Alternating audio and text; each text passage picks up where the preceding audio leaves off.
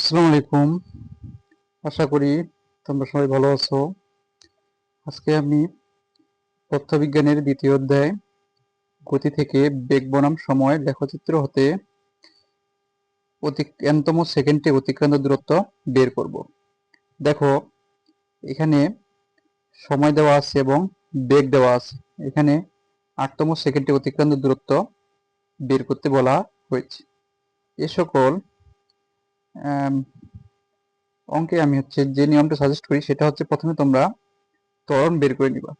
এখন দেখো, এখানে তোমার সময় এবং বেগ।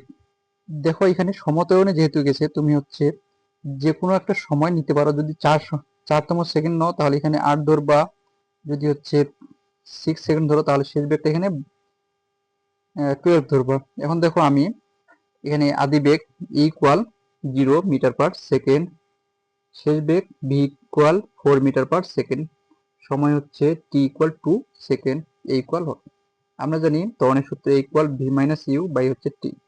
এখন দেখো, ভি এর মান 4, ইউ এর মান 0, সময় 2, ভাগ করে পাই 2 এম এজ ইনভার্স 2।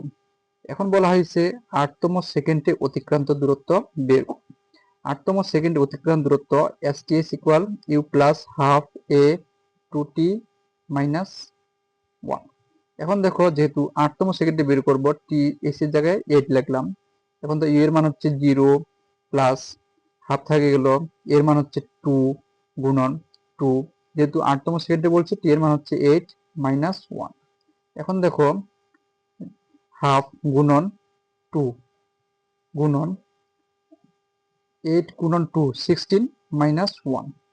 দেখো, 2 2 কেটে দিলাম, তাহলে থাকতেছে 16 থেকে 1 গেলে 15 মিটার। অতএব 8তম সেকেন্ডে অতিক্রান্ত দূরত্ব 15 মিটার।